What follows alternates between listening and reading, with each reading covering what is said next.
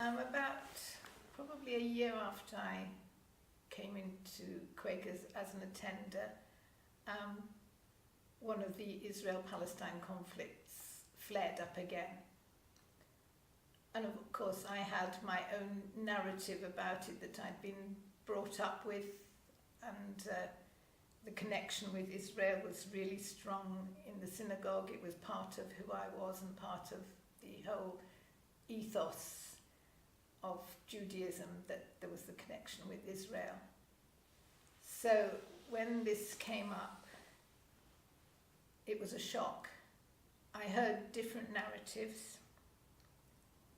I heard a lot of different narratives from Quakers because they were pro-Palestinian as far as I was concerned. I hadn't liked what had happened to the Palestinians in the first place.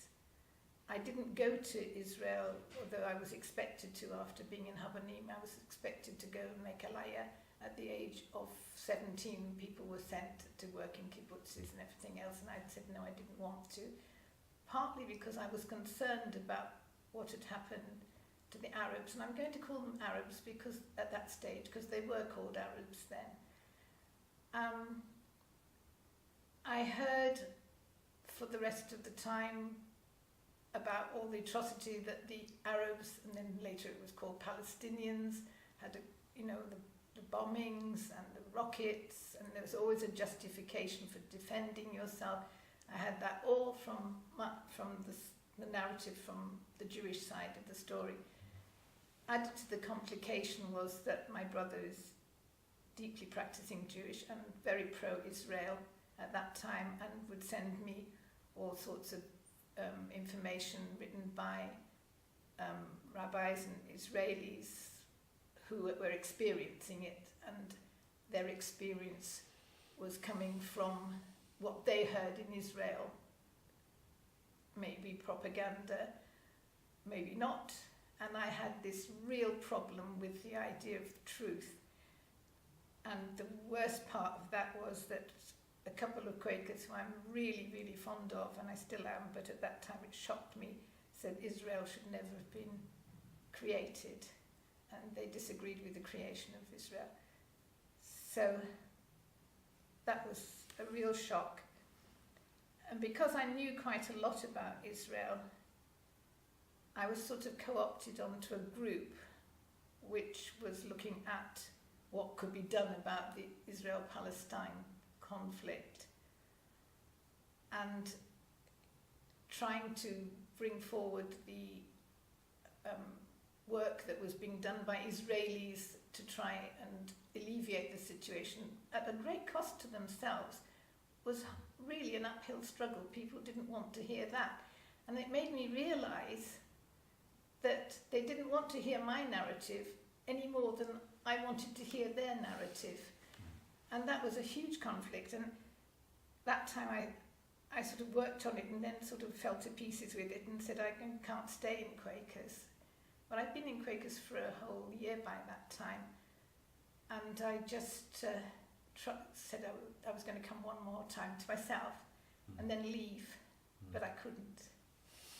So I valued the community, I valued the meeting for worship. It was really important for me to still be there in spite of all that.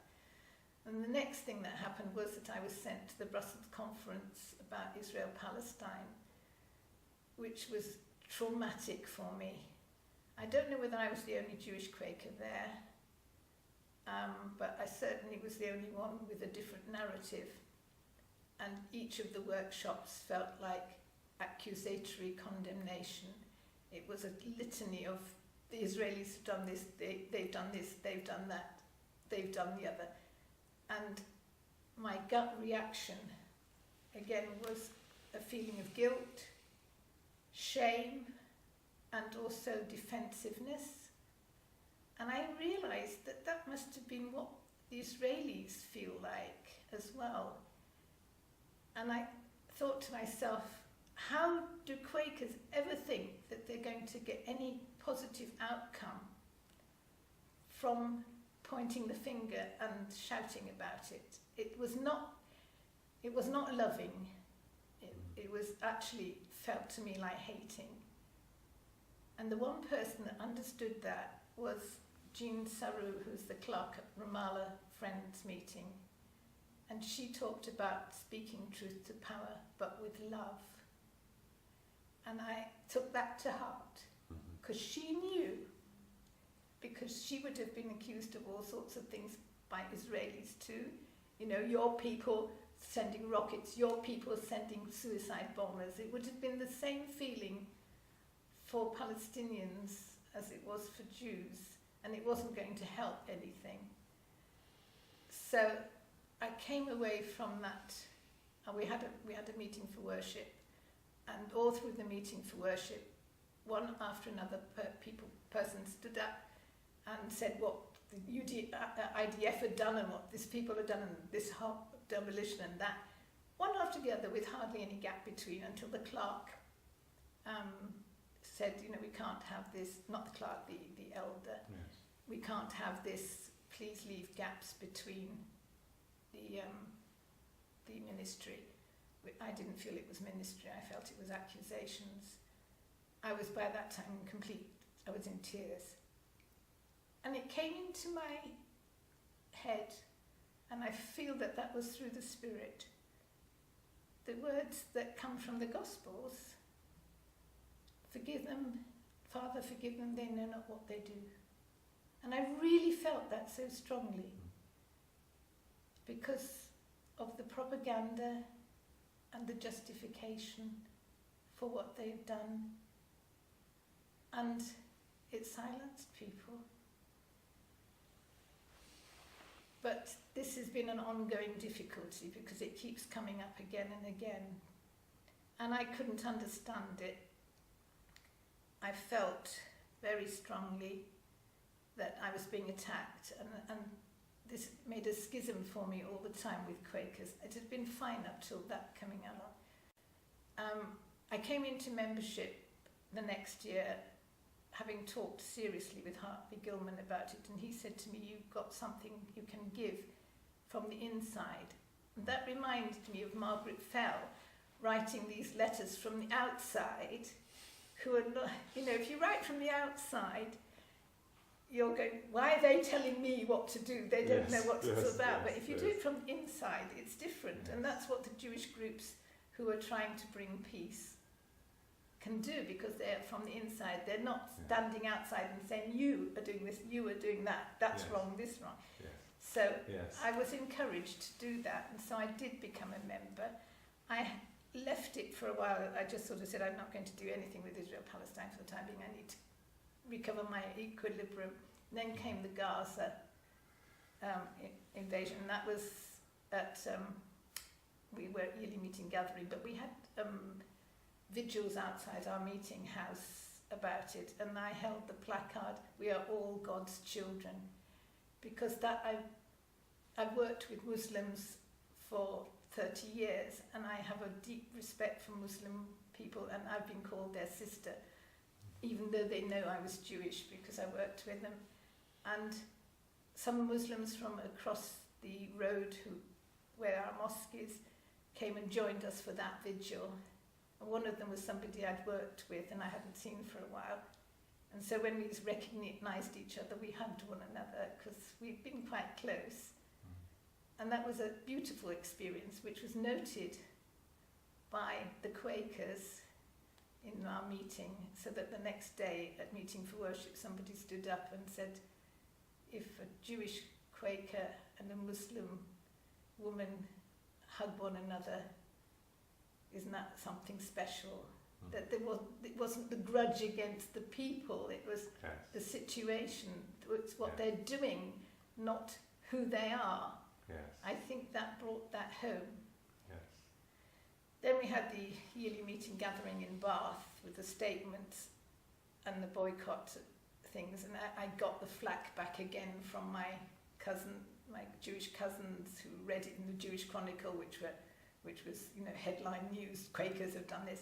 And the sense of betrayal, I had to sort of try and explain to them what was going on. They said, but they helped us when we were in Nazi Germany. They helped us coming out. helped us getting jobs. They gave us positions and everything. Now they're turning around and saying that there shouldn't be a land of Israel and everything else. It was a real sense of betrayal and hurt. And my brother kept saying, why are they picking on Israel, Palestine? Isn't that anti-Semitic? Shouldn't they be dealing with all the other atrocities in the world? Why are they concentrating on that? And I had no answer to that. So I actually went at Yearly Meeting Gathering when the next statement was going to come out. It destroyed the relationship between Quakers and synagogues very badly. I spoke to Helen Drury about it and I said, what do you want the outcome to be? And I said, if you do this, giving out the statement as it was more or less the Cairo statement, it wasn't modified. I said, you may be perfectly right, those atrocities have been performed and the occupation is wrong, but if you want a positive outcome, pointing the finger and accusing is not going to get you that, because the Jews have been used to being condemned and accused for things that they hadn't done, and the reaction is to entrench and become defensive. I don't know whether she took it on board, but it was modified quite considerably, and I noticed where the modifications were, because few of us actually got together and we all decided to go and speak to her individually. Yes. And Friends with Jewish Connections came out of that. Yes. And Harvey Gilman was the sort of person who convened it, as it were. So that's been going since Yearly Meeting Gathering in Bath. Yes. So this week, wasn't it? This getting together for a Quaker response to the Israel and Palestine came from that group. Okay. And what I was able to do was to explain to people the gut reaction and the effect of this accusatory behaviour. I'm not saying they were wrong, they aren't wrong, but that it would not be productive. Yes, yes. What we needed to do was support groups that had recognised that already. That's where, or help, with mediation. But with mediation, one had to understand both sides and both points of view. Yes. And having talked to Diana and John Lampen when I was on the Equipping for Ministry, they said if they'd had statements like that when they were working in Northern Ireland, it would have kiboshed the whole thing. Yes. But they had spent 4 years working, listening to each side and understanding each side to bring them together, but without having any empathy for each side. Yes. And the Israeli and the Jews were having the same problem. They couldn't empathise with the Palestinians. Yes. I mean, I'm not talking about just Israelis in Israel, but the Jews in the diaspora, in the synagogues. Yes. They couldn't, because they hadn't had the dialogue or understood or met any Palestinians to do that. Yes. And I brought this up very much here, but what I learned from the others was, because they had, a lot of them were ecumenical accompaniers, because they had been out and seen the awful things that were going on, they were filled with zeal to stop it. Just like Margaret Fell was filled with zeal to change things. Yes. And the strength of feeling had led them to use accusatory, condemnatory language and narrative, which they hadn't even thought of that. They hadn't even thought about what effect it would have on the Jewish community and Israeli people. Yes. To be yet again told you're wrong, you killed Jesus, you're occupying Palestine, etc., etc. Yes. They hadn't thought that one through. Yes. It hadn't even occurred to them. Yes. So there was a meeting of minds here. I understood that they weren't attacking me and Israel and the Jews in the they were expressing the strength of their distress in the situation, Yes. And because they were so distressed, they forgot Quakerly language. And I think it's really, really important that people do this, what we've done, this sort of dialogue, where we can learn to understand where people are coming from, find that bit of God in everyone, Yes. raise its flame, and Yeah. then approach it. And what I did suggest was that we should have a course in non-violent communication for this, because I think this is really, really important. But I've understood now where they're coming from. Changes for me, but other people are going to have to understand that too. Yes. And unless they can express it in such a way that people are going to listen. Now, Manasseh ben Israel, when he got those letters, if he ever got them, Yes. would have been in the same situation Yes. as I was Yes. when I heard all that. Yes. Because he just said, what? What are they Yes. accusing of us now? They're telling us our temples are all wrong and, Yes. and everything else. Yes. Get away, and I'm not going to change anything. Yes. That is not the way that Quakers can do it, I don't feel. Yes. There is a place for a prophetic voice, Yes. but it has to be from inside to me. That's my idea, that the prophetic voice comes from within your community, That's like very the interesting. prophets. Yes. You never yes, had yes. anybody, a prophet from Baal, telling the Jews what to do. They wouldn't have listened. That's a really interesting observation. And so if the Quakers can support the prophetic voices within Israel, the Jewish prophetic voices Yes. within Israel, Yes. and come to some understanding, Yes. this is where the resolution of conflict can occur. What do you think of that? I was actually just on the point of asking, Yeah. was that well received, that idea? You were saying there was a real meeting during these few days here at Woodbrook in the group you were in, and they heard, obviously they heard quite a lot. And did they understand the prophet idea, the within one's own community? Yes. One of the things they found difficult at the beginning was that they became defensive because they thought I was accusing them of anti-Semitism, which probably it sounded as if I was at the Yes, I see. beginning. So they learned what it feels like to be accused, and they've been hurt by that anyway, by the media and everything else that, Yes. equating anti-Semitism and anti-Zionism, Yes. which I'm not too sure about the difference either. But so they knew that feeling of having a finger pointed at them and saying, all the Jews kept saying to them, don't hear that, you're anti-Semitic. And they were very upset about the closing down of a dialogue, because as soon as they opened their mouths to criticize Israel, it was immediately considered anti-Semitic, and they weren't going to get a dialogue at all. They were going to get shutters down. Yes. Yes. So they knew what that felt like.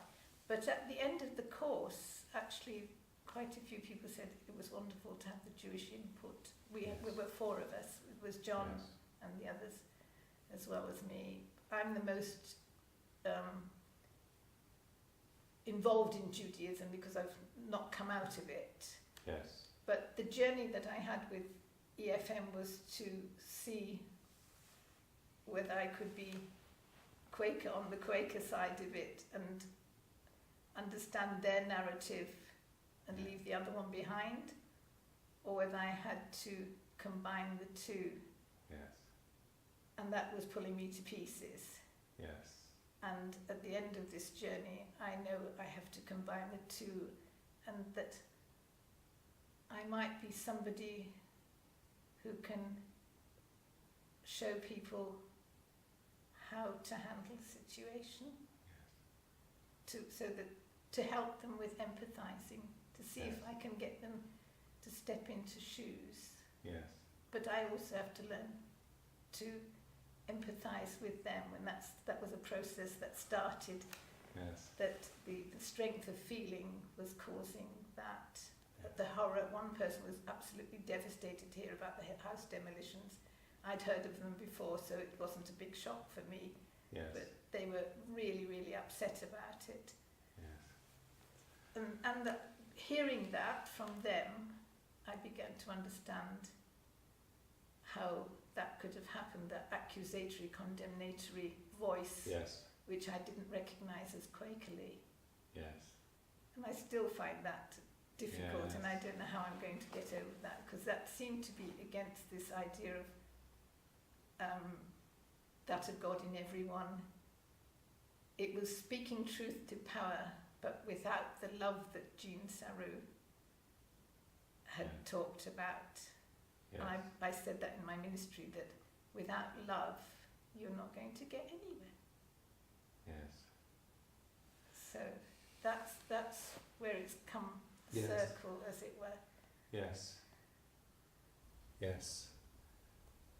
Feels. I mean, there was no question in when I saw you after the course how that it had been really significant. I could tell, and that's and I'm not surprised at the reaction of others, because it feels like it's one of those moments where something that hadn't been seen was seen. That's the way you've described it a few times. Something that's been invisible behind those kind of hard words, or kind of fixed positions or whatever. Narratives. Yes, Individual narratives. Yes. It goes back to narratives all the time. Yes. And I do hear what you're saying about the prophetic voice from within the community. And I like the idea that actually we need to hear. It's a very interesting alternative way of approaching it, that actually supporting the prophetic voices within a community. Yes. That are already there. Yes. That are already there.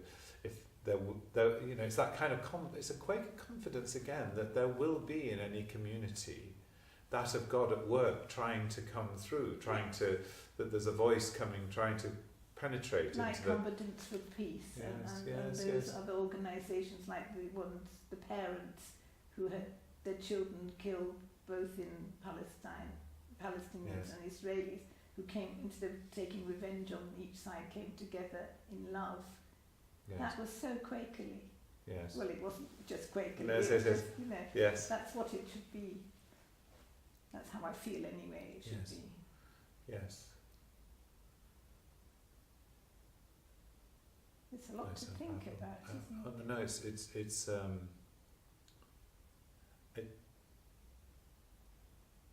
it's that. I mean, you've touched on it several times. It's actually what you're describing isn't simply an intellectual realization, but it's something that connects to the heart. Yes, you kept speaking of the empathy, the really feeling with, feeling for. And I wonder, one of the things that you had in these few days at Woodbrook was a bit of time, and that's often so difficult in these these situations of conflict. Yeah. How you actually get past the whether it's fixed positions, the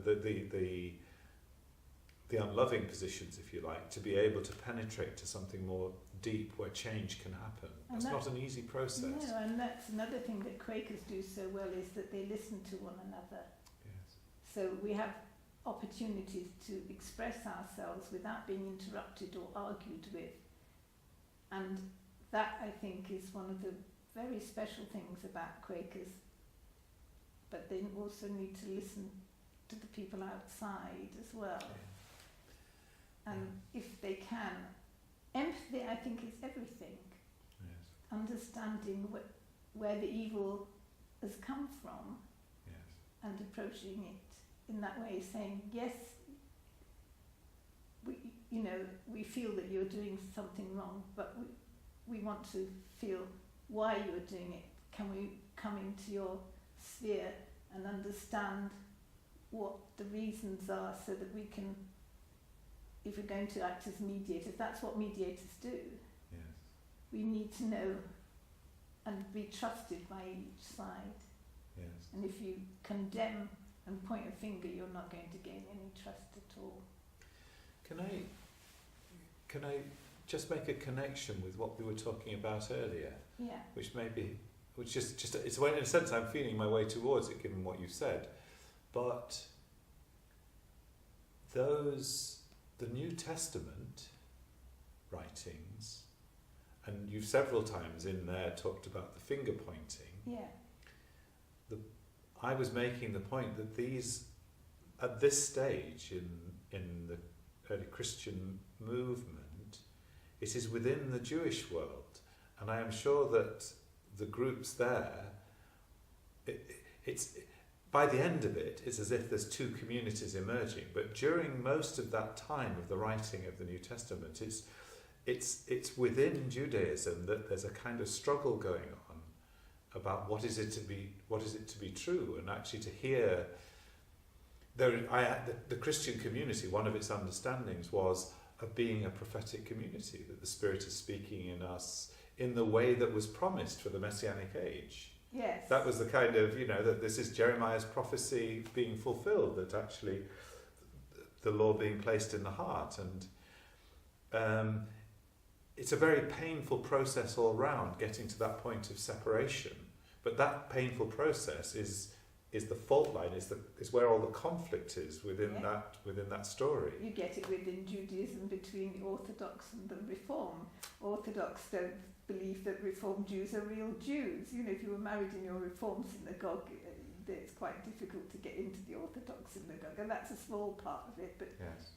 It's getting better, but it has been a really big division. Yes. So yes. Each of the breaking away, well, you have that in Christianity Yes, as well. absolutely. So that, yes. So they're not necessarily really within, because they've already developed into two sects. It's like saying Catholics were within Yes. Protestants. They were both Christian, but they're not actually Yes. within each other. So Yes. they already got this dichotomy Yes. of prophetic voice. So if a Catholic prophesied to a Protestant, they would feel the same hackles rising, wouldn't they? They would. So just because they were all Jewish doesn't mean to say that they were all at one with each No, other. no. No, that's clear. Yeah. Okay. No, but interesting. Thank you. Thank you. And perhaps it's worth saying again that one of the things you've been willing to do is to really, and perhaps which the course has enabled you to do, is to really give time to a difficult process. I mean, I've been with you through this process, and it's not been an easy journey. No, it hasn't. And I remember some of those early conversations and the first year residential. I mean, there were some difficult times along the way. And I think that's one of the difficulties for others, and possibly one of the gifts you now have to share. And I'm not laying something on you, but in a sense, having gone through that journey, there is something you can give in conversation or whatever form, or something like we're doing today, which may bear fruit in other ways. I don't know. I have a feeling yes after this week, because people's eyes were opened, and so were mine. I went across to the empathy on the other side, and they came across to the empathy on my side. Yes. So yes, I felt that maybe that's what I'm meant to be doing. That's going to be my ministry, perhaps. We'll have to see how it works out. I've got to stop. Yeah. I wish you well with that. It's Thank important. you.